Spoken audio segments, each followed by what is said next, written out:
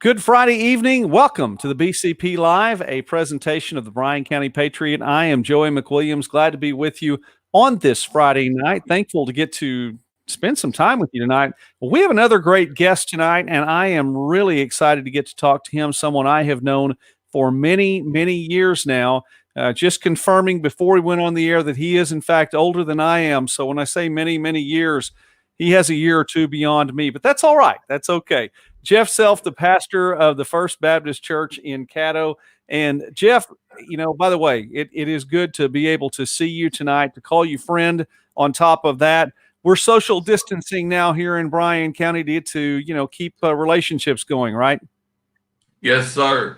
And just that same shout out, I got the same haircut you do. And so, yeah, I got a couple years on you, but you're catching up with me in hairstyle. But yeah, we are social distancing in Caddo, and I really appreciate you having me on tonight so they can share with as many folks as we can what we're doing so they can access our church services. Again, we're not meeting live at the church, but we are doing Sunday and Wednesday night live casts, so on Facebook Live. All right, and we do want to talk about that because that obviously is a big deal right now. You already have a shout out from Ryan Cooper, Brother Jeff. So got folks there watching you tonight, and I appreciate that. Thank you for watching the broadcast. One of the things that has slipped up on me, and I know it probably shouldn't. I worked in I say in full-time ministry, but Jeff, we're all in full-time ministry anyway, whether or not we're employed by the church. That's how I had to start saying it. I've been employed by the church for a number of years in different capacities. You would think something like Palm Sunday would not have slipped up on me, but because it's tough to keep up with days right now, it has. I mean, that's this weekend. Yeah, it sure is. And I had to actually look at my calendar last week, and because it just kind of crossed my mind, I thought, "Gosh, we're almost to Easter," and I've been doing an Easter series on Sunday mornings online, but it didn't dawn on me that we were already to the point of Palm Sunday coming up this week. I know it is a big deal. Well, listen, I have actually watched a portion of your streaming service. I believe it was this past Sunday, and you are able to minister to the folks in Caddo and anywhere else for that really knows no bounds. But one of the things I noticed is that as you were reaching out to the church today there, First Baptist in Caddo, you're encouraging them to get involved in a little bit of social media and maybe have a little fun. Talk about TikTok. Jeff, TikTok, that's where we are in 2020. And let me start by being dead honest. I know nothing about TikTok except my son makes them all the time, and most ones he makes are hilarious.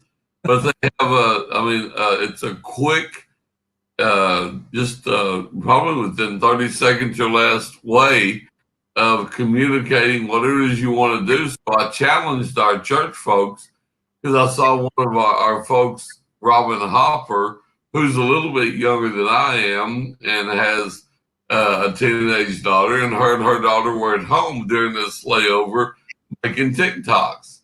And so I challenged our church, and I asked her, I said, lead it out in this thing, throw down a challenge to somebody.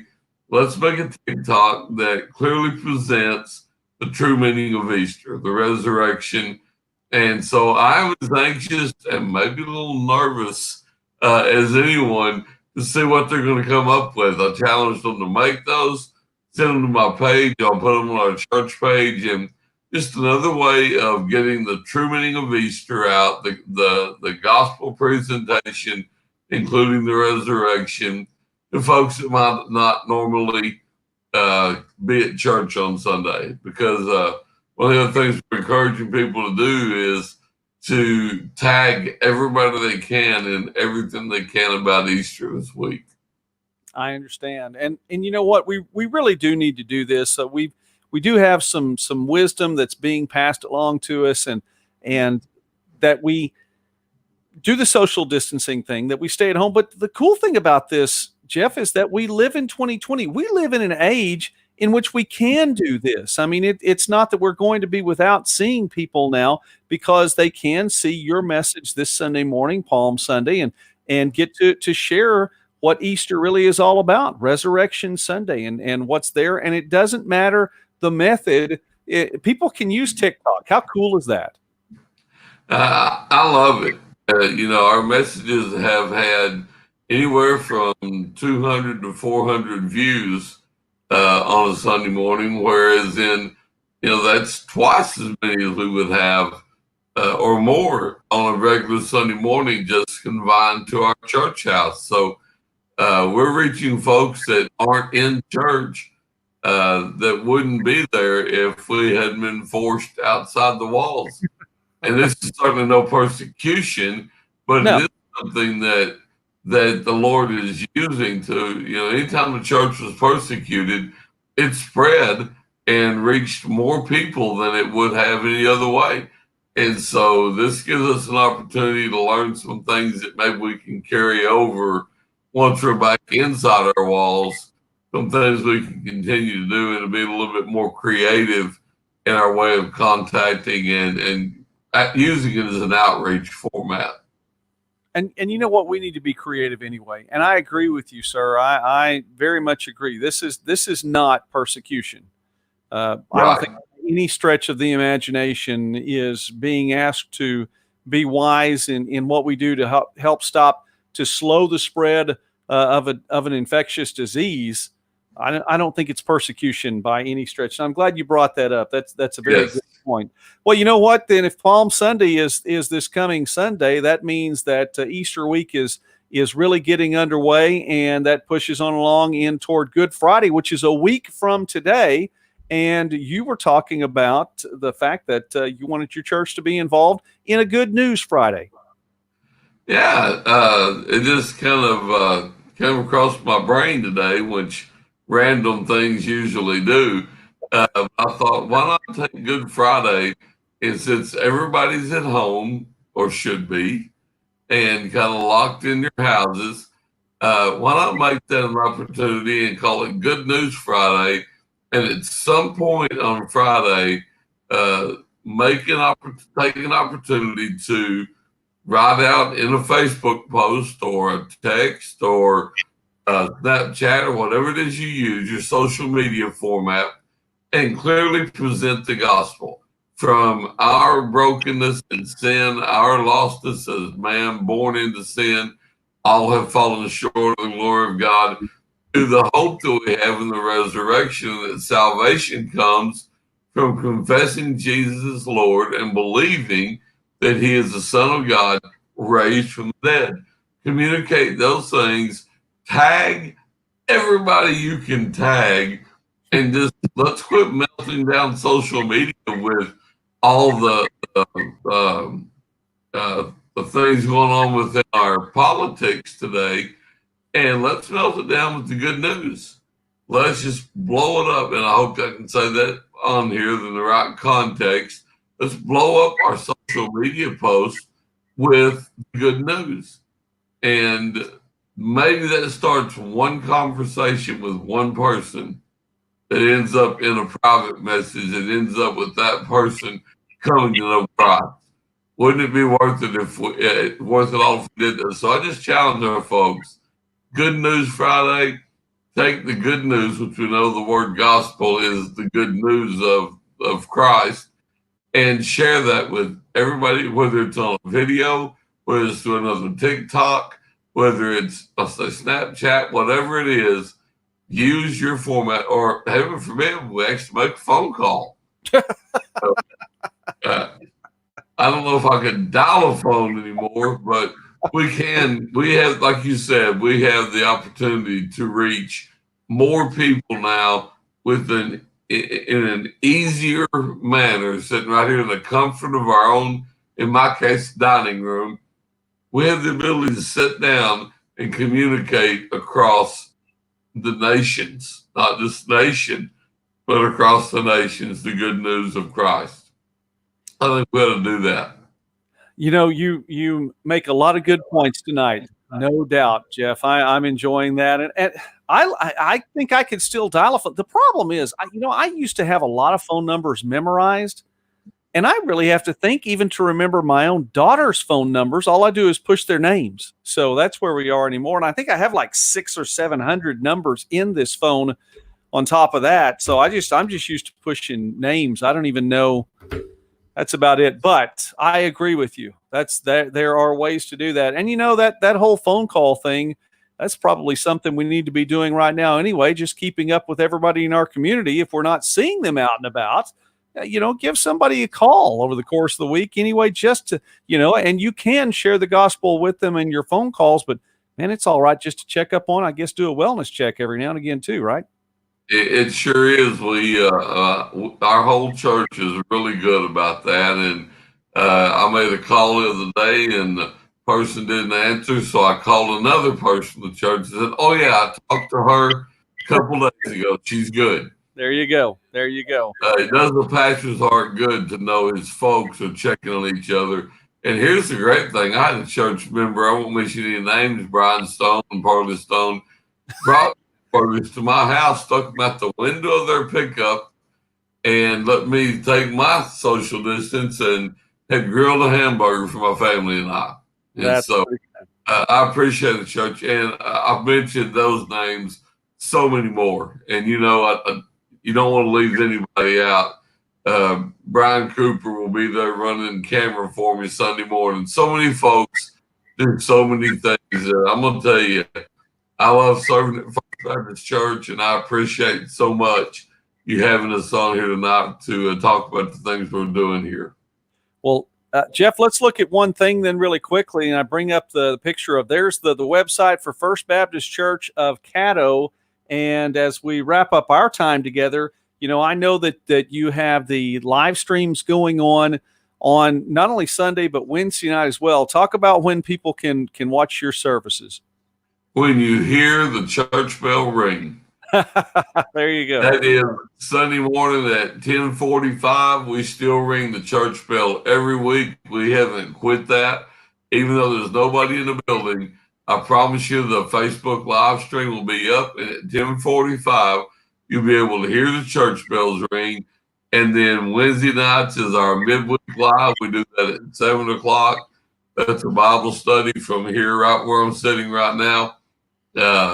But Sunday mornings will be, Bryan Cooper and I will be the only two in the chapel, 10 feet apart, and he'll take care of the camera and everything for us and get us up on Facebook Live so everybody can join us. So we would love to have you 10:45 Sunday mornings, listen for the church bell.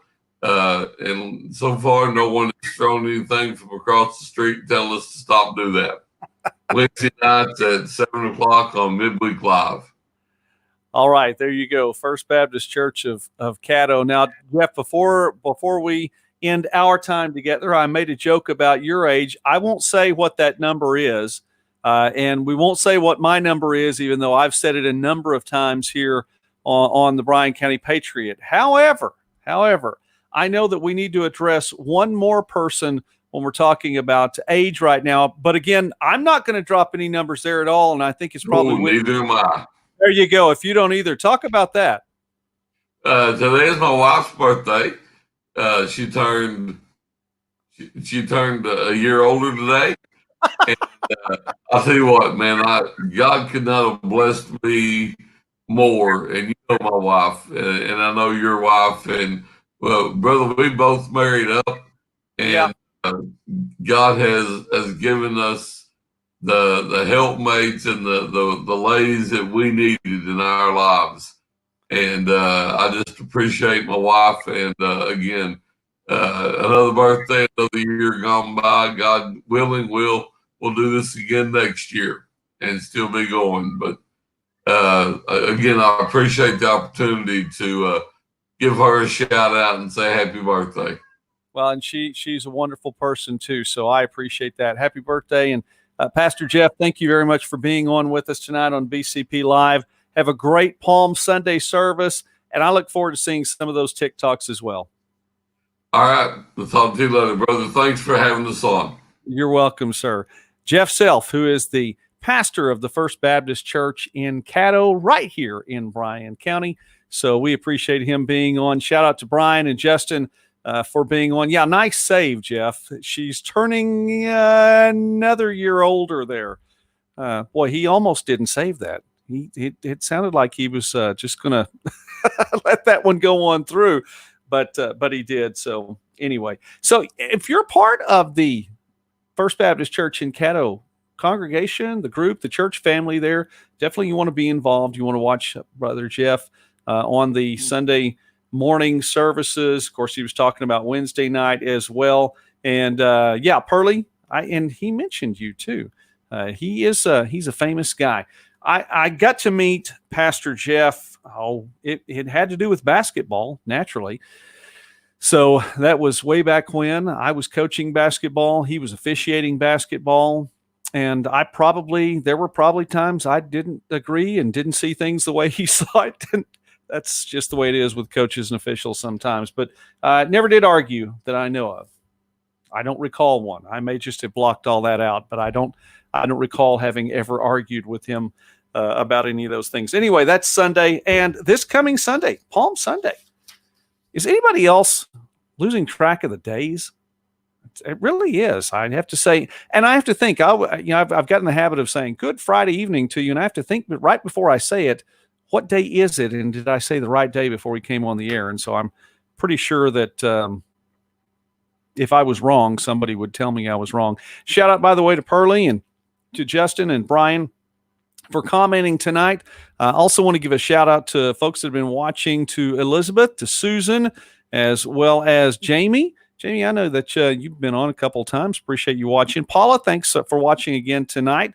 Matthew, watching up a little ways north of us here in Bryan County. Shout out to Teresa and to Pearlie again, to Bonnie, Holly, Jacelyn, and Vanessa. There you are. I appreciate you coming on and watching each night. Thanks for being a part of the broadcast here, BCP Live. Let's look at a couple things really quickly. And, we step away, back out of we're going to stay with some local things, because I do want you to recognize something that if it were to pass nationally, it would have an effect on what we do locally. And it's anyway, wanted to talk about that. Day 10. This is day 10 of not a lockdown. It's a shutdown. Day 10 of not a lockdown. It's a shutdown. And really, does it matter what day it is anymore? I don't even know. I do know we need to make it through. And so that's where we need to be. We just need to make it on through. It's already April 3rd. And we have a ways to go now to make it through April, to get into April 30th, when some of the things, or even into May 1st or 2nd, when some of the executive orders from the state of Oklahoma really will, go on through, pass through, and we're going to come out of it on the other side. Shout outs tonight to some of the folks who are advertisers and sponsors on the Bryan County Patriot on our website. Don't forget to stop by the website. We'll have Wedding Bells Wednesday next Wednesday, and I'll have 2 weeks combined on that. I forgot it was Wednesday. I know. I forgot it was Wednesday. So I just didn't get Wedding Wells Wednesday on there. Please forgive me. We'll try to get 2 weeks worth on one of those. It's day 10 of Charting Waters. That's exactly right. Susan, thanks for watching tonight. And Bonnie, I did, if you did hit the mad face, I didn't see it. So you got the mad face off there quickly enough. So that's all right. Thanks for liking the broadcast tonight. Okay. Shout out, by the way, to Eric at Stuteville, all the folks out at Stuteville in Durant. Also to Chris and Shelly at Price's Printing. Shout out to Brandon and Taryn with the Alliance Mortgage Group. Shout out to Billy and Natalie at Blackburn. And also shout out to Susan Edlin with the Durant Riding Club Pro Rodeo. New headphones. Anyway, Pro Rodeo has a new date. It is not going to be in May anymore. It is going to be June 19th and 20th. So a new date for the Durant Riding Club Pro Rodeo. Okay. Well, we talk about headlines and all the things that are out there, and I'm telling you, this is we need to keep on charting these waters, but we do it without fear. And the headlines are going to try to get you to walk in fear. And listen, there are folks that are wanting to extend this as long as absolutely possible. And think about who, for a moment, who benefits the longer this goes on. It's not, and from my perspective, look, I work in sports. Okay. News is something that I really have just gotten into in the last 3 years with my, my journalism broadcasting degree. And I was trained to work in this area, but I wanted to work in sports. But in the last 3+ years, I've really gotten into news more and want to cover it well with journalistic integrity, without bias, and to do a good job of it. We try to do that here on the Bryan County Patriot. But consider this, that who benefits the most from this? It's not sports again. It is news and the national newscast. And that's where all of the attention is going right now. It's not to sports. Lots of folks like me and Bryan County, I mean, we're a sports county. I think as a whole we are. It's definitely not gone to entertainment. My goodness, those folks in Hollywood right now are losing their cookies because people are not paying attention to them. And really, they aren't. And I could bring up someone I may tomorrow night, bring up someone even in Washington, D.C. People aren't paying attention to him anymore, and he's going to find a way to get back out on the national scene because they want that attention. Well, news and all the clicks that go on that, they want it to last as long as possible. So they're going to tell you that this is going to keep going and keep going and keep going. And here's today's downer headline. America's unemployment rate surged to 4.4% in March, but the truth is worse. Come on, guys. Of course, we know those numbers are going to be higher. We know, not only do we know that the numbers are going to be higher because people's jobs have been in flux and many jobs have come to a stopping point right now. Those numbers are going to be high. But you know what the thing about it is? Not only do we know it, but the folks who are making decisions, in these big corporations, the folks who are making decisions in Washington, D.C. and in New York, they know too. So the headline by the news is not a surprise to them. And even if they want the truth to be worse, don't let it get you walking in fear. What is those words there, Brian? Fear, anxiety, and panic. They want you to be in those things. Don't do it. And it is. It's a lot of opinion stuff. I'd like to tell you things that are positive. That's not just my opinion. It's positive. I think that this is, I'll let you be the judge. How about this? Let me see if I can get this to come up there. Let me stop we'll show it one more time. There you go. First Baptist Church of Caddo. Pretty cool, huh? Okay, let's bring in then another picture. Like this one. 95-year-old man, Bill Kelly from Oregon. 95-year-old man survived the coronavirus. Are you hearing that? Are you seriously? And I let me know in the comments. Are you hearing this right now on a national scale, or are you hearing how the numbers of the death toll continue to grow and continue to grow? And by the way, it's a model. Those numbers don't have to be true. They don't. It doesn't have to be 2.2 million as some want to say, because it could have been if it had gone unmitigated. It doesn't even have to be 100 or 200,000. Will it be? I don't know. I hope it's less.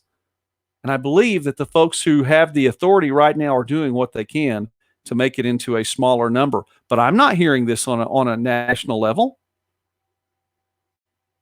95-year-old man survives coronavirus. Have all of the 95-year-olds survived? No, but you know what? It's still good to get to your story. And I like what it says right here. This is so cool. He said, I was fortunate. Headline comes from McMinnville, Oregon, that the hat reads on Bill Kelly's head. The hat on Bill Kelly's head reads, "The Greatest Generation." That's pretty cool, isn't it? And then it goes on down to say, and it quotes him, so this is not my opinion. This is a quote. "I was fortunate, really fortunate," said Kelly. "I pray a lot too." How about that? I pray a lot too. That's what it's all about. Let's take it a step further. How about this? Let's bring that one down.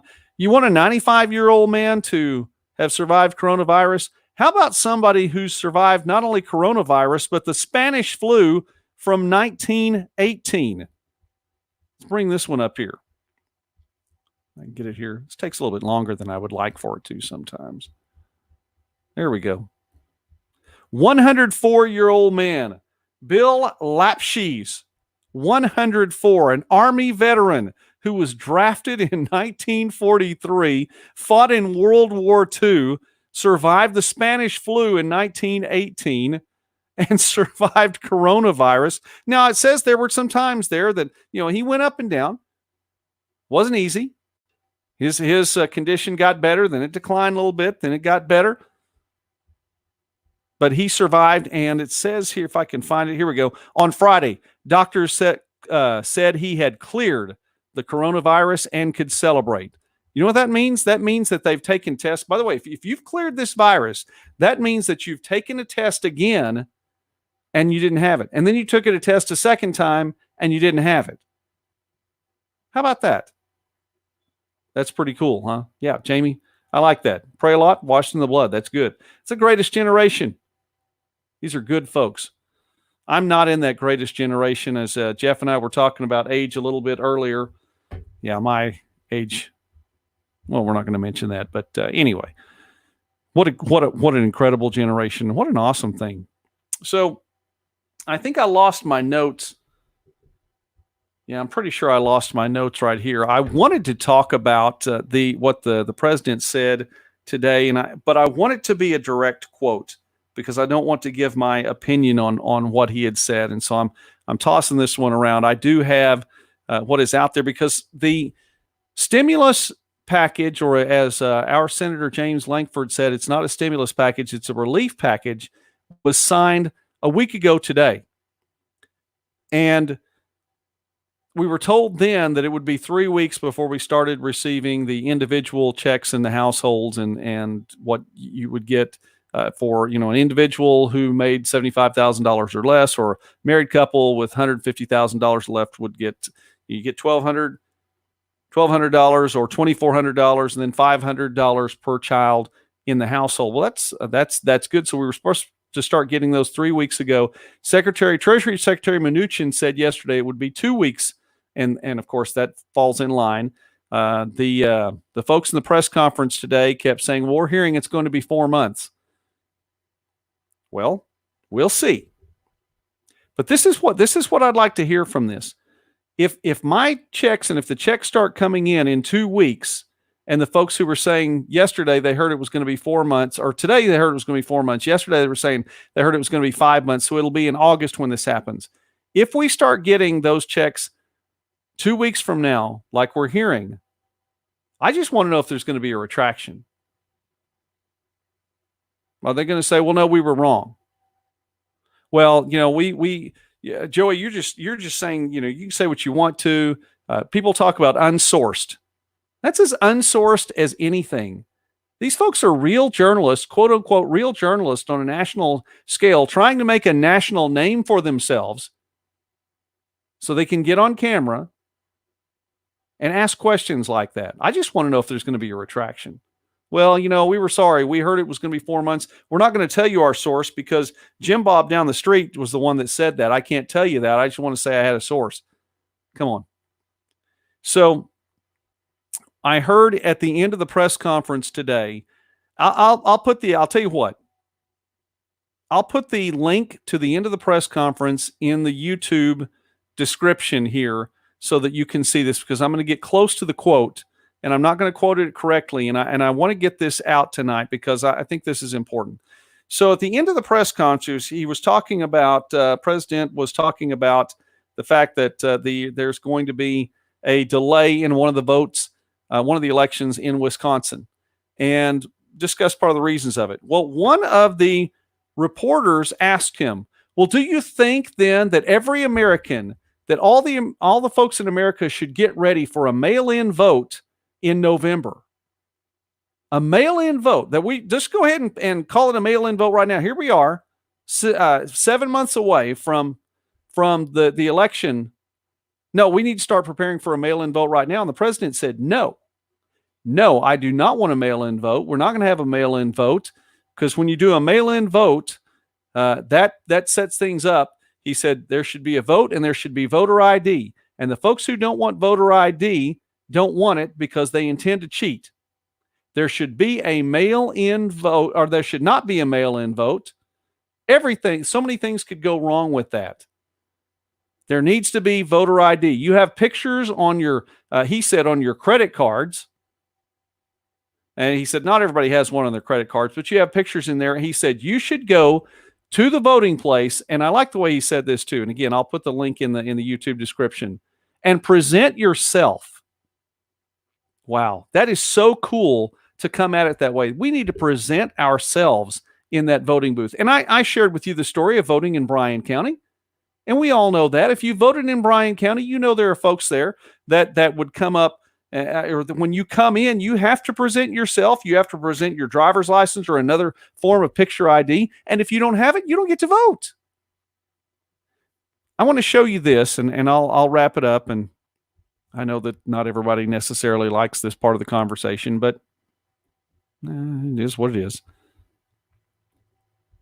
Let me show you why we're 2 weeks away from our stimulus check instead of 1 week away.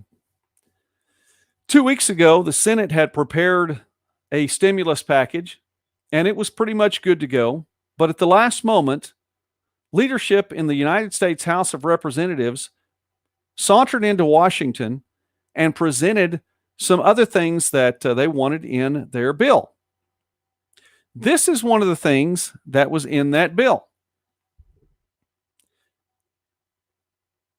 That bill was stopped, and it shut down negotiations for a while, and it took a full week more for the House to get around to doing things, the Senate to rework things, and to get stipulations like this out of that bill. And this was what was presented by the United States House of Representatives to be in this bill. Let me read this to you.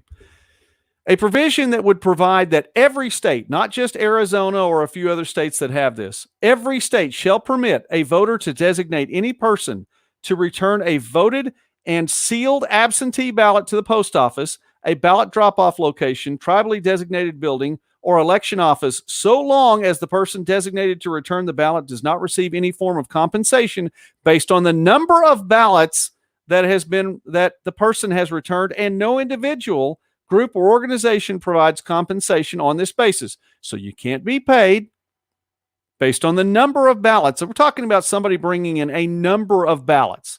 And B, we still read here, may not put any limit on how many voted and sealed absentee ballots any designated person can return to the post office, a ballot drop-off location, tribally designated building, or election office. Can you imagine, just for a moment, somebody wandering in to a voting place in Bryan County? Bring that down for a moment. A voting place in Bryan County with a milk crate full of sealed ballots, dropping them off, and it doesn't matter how many's there. You can't put a limit on it. Nobody would be able to put a limit on it. You come in with a milk crate, you come in with an armload of sealed ballots, drop it in the mix, and say, these are all legal. There you go. I didn't get paid for it, so they're all legal. You have to count every one of these ballots. Where do they come from? Doesn't matter. Are they registered to vote? Doesn't matter. But you have to count them all. Back up the truck. I found a whole lot in the trunk of my car. According to that provision right there, every state would have to do that. If that had passed for you to get your stimulus check a week earlier, every state would have had to do that. Can you imagine? You're right. Insane. Absolutely insane. And there are people in Washington, D.C. who think you don't think it matters, trying to slip those things in there. Well, Joey, but we could count after it's all over with, and the people would know that, there are more ballots there than there are registered voters. So which ballots are you going to take out? You don't know. They're all sealed. You don't know which ones to take out. It makes the entire election process invalid. That's why your check's going to be at least a week late, because that got taken out.